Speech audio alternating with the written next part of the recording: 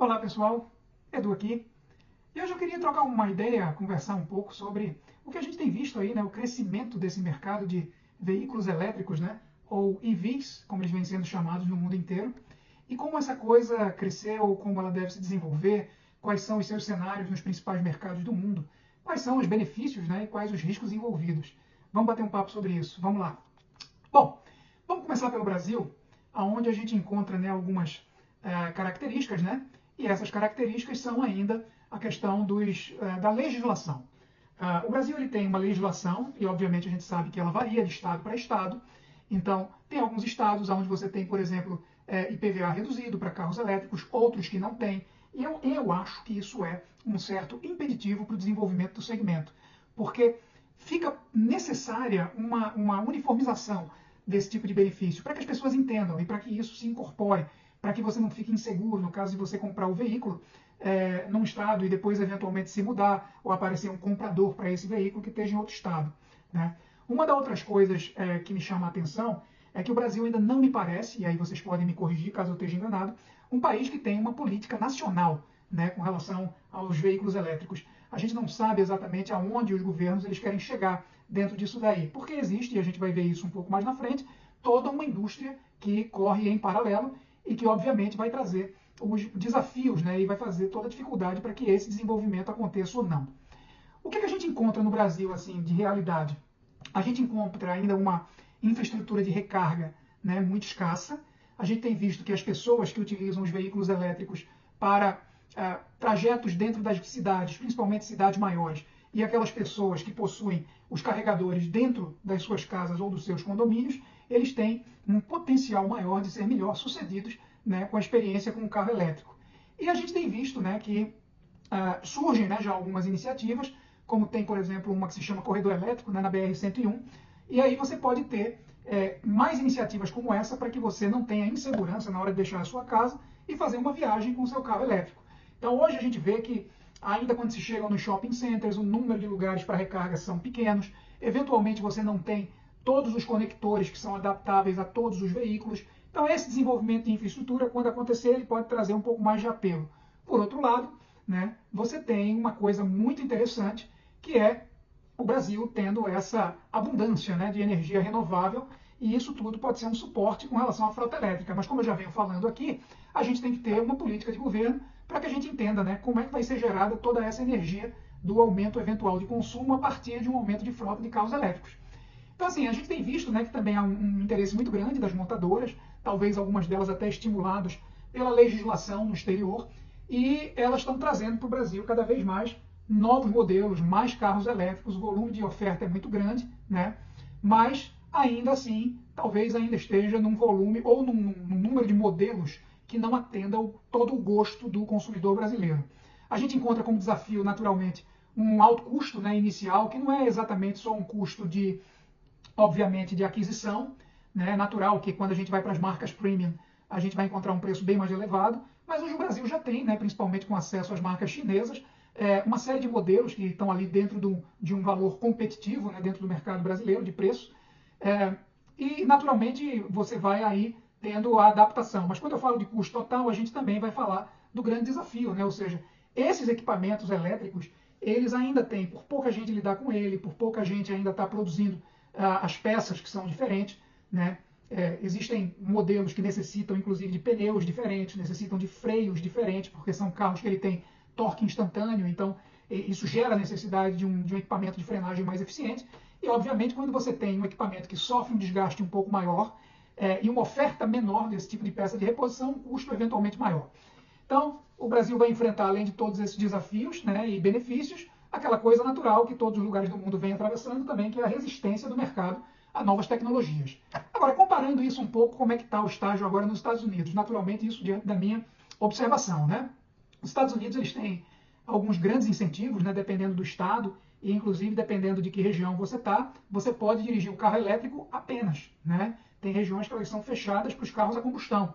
Então, hoje em dia, você tem alguns tipos de subsídios, né, do governo federal americano, como, por exemplo, um que é o chamado Inflation Reduction Act, que ele dá um desconto, obviamente, né, naqueles que compram o carro elétrico. A Califórnia, né, um estado notadamente destacado, né, no processo de migração da frota para elétrico, e eles têm aí, de certa forma, uma meta bastante ambiciosa, a gente não sabe se vai se cumprir, mas eles gostariam, né, de acabar os veículos a combustão, né, ou seja, a venda de veículos novos a combustão, até 2035, nessa data que eu estou gravando esse vídeo, é a última informação que a gente tem. Então, assim, a rede rápida de carregamento, ela está em rapidíssima expansão nos Estados Unidos, né, tem duas empresas que lideram isso, né, a Tesla e a Electrify America. A gente também tem incentivos financeiros, fiscais e tal, para aqueles que queiram fazer a instalação, né, de carregadores domésticos e até comerciais, para colocar isso nas suas empresas. E aí a gente tem visto, né, que tem muitas dessas marcas que elas estão instaladas nos Estados Unidos. Então, marcas não só como a Tesla, mas como a Rivian, por exemplo, e os principais fabricantes, né? Hoje a Ford ela tem a Lightning, né, que é uma caminhonete completamente elétrica que vem sendo testada e que também tem muita procura por parte do consumidor americano. Então, como hoje o mercado lá é bem mais receptivo, já está mais acostumado, esses desafios de implantação de infraestrutura e tal, eles vêm sendo mais rapidamente resolvidos. É óbvio, né, que existem grandes desafios. Eu acho que os Estados Unidos é um país continental, existem estados onde a população é muito pequena e, obviamente, os apelos, né, para a instalação de infraestrutura para carros elétricos nesses estados onde a frota seria menor, seria um apelo muito pequeno, né? E aí, se você quer fazer uma viagem maior, atravessar esses estados, talvez você encontre esse tipo de dificuldade, né? Então também a gente tem que ficar muito atento, né? Os Estados Unidos é um país onde a economia sempre foi, né? As fortunas primeiras do país foram criadas a partir das empresas petrolíferas, né?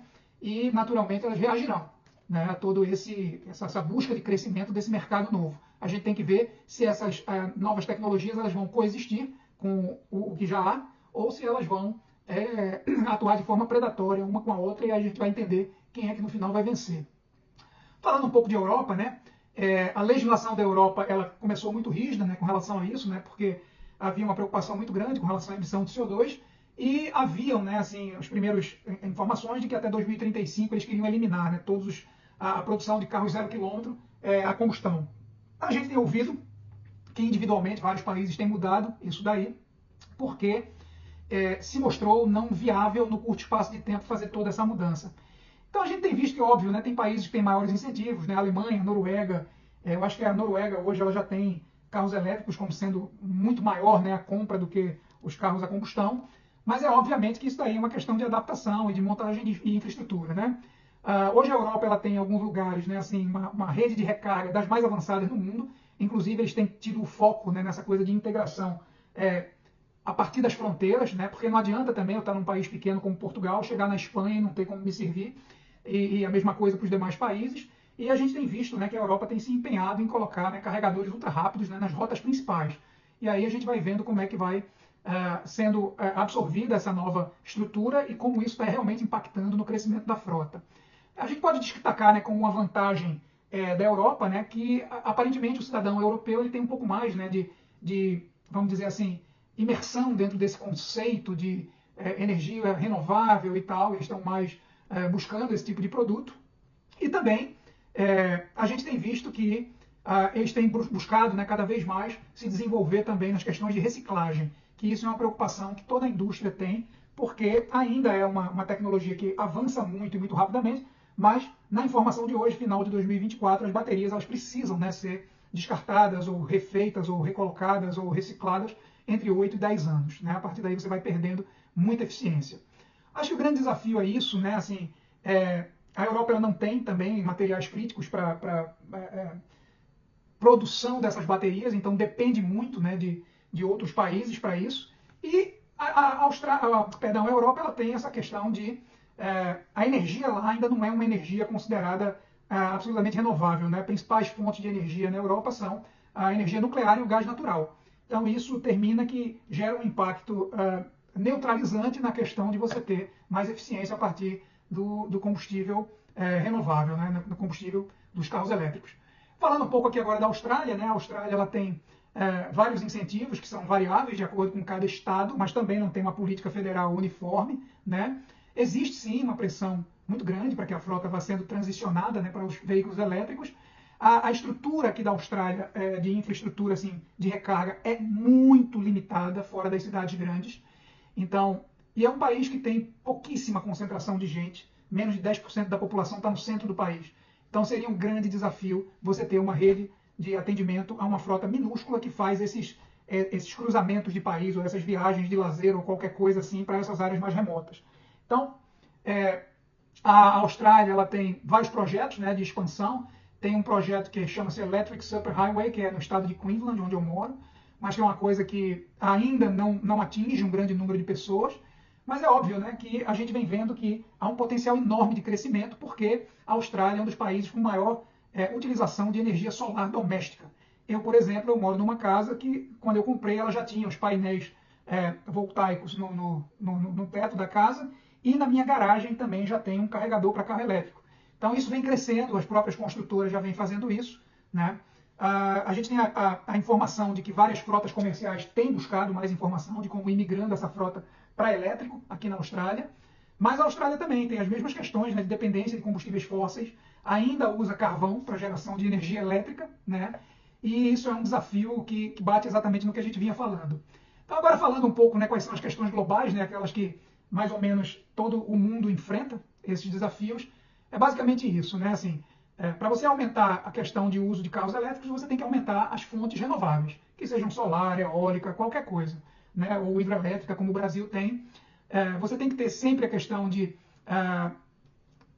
respeitar e ter os microgrids, né, e baterias estacionárias para você poder estabilizar essas redes elétricas, né? Isso daí é uma das coisas que a gente vai ter que mais ou menos dar uma olhadinha na Europa, como está indo, porque a Europa ela já tem uma regulamentação boa com relação à reciclagem de bateria, talvez seja um exemplo para o mundo, mas é óbvio, né, que a gente tem que ter uma infraestrutura global, né, para reaproveitamento dessas baterias, né, com materiais como o lítio e o cobalto, né, que você não pode simplesmente descartar. Então vamos começar a pensar nisso, e eu queria a opinião de vocês para entender o que pode ser feito, né? Talvez lá nas políticas públicas a gente pensar em ter legislações mais claras, né? Eventualmente subsídios, né? Infraestrutura, parcerias público-privadas talvez para expandir essas redes de recarga, e que tal esse investimento, né, em novas tecnologias para um carregamento mais rápido, que gere menos fila para quem vai estar procurando, né, esse produto. Então eu acho que também tem que haver uma certa campanha para desmistificar os veículos elétricos. Tem gente que gosta muito, tem gente que odeia. Isso virou mais um fla-flu na humanidade, né? Quem gosta tem as suas razões, quem não gosta tem as suas, mas eu acho que a gente sempre tem que colocar os pontos dos dois lados e tentar chegar com a melhor solução. Porque hoje, objetivamente, existe uma coisa que é clara. O preço do abastecimento de um carro elétrico ele é menor. Então tem lugares que compensaria mais do que outro. Então essas são as minhas observações sobre esse mundo, né? Como eu falei, final de 2024 o mundo passa por uma transição. Já não é a primeira, eu acho que talvez seja a terceira ou a quarta vez que os veículos elétricos estão sendo introduzidos no mundo. Das outras vezes o processo falhou. E agora, ele obviamente, ele vem com uma estrutura muito maior e com muito mais possibilidade de dar certo. E vocês, o que vocês imaginam disso? Quais são as observações? Porque como vocês viram, essa é uma observação de um usuário, de uma pessoa curiosa, uma pessoa que tem simpatia pelo modelo e tal, mas que obviamente tem que entender quais são os verdadeiros benefícios para todo mundo. Então, se você gostou desse vídeo, obviamente dá um like, considere se inscrever no canal, deixe seu comentário, porque eu adoraria poder responder, e vamos naturalmente manter esse contato. Um grande abraço a todos e até o próximo vídeo.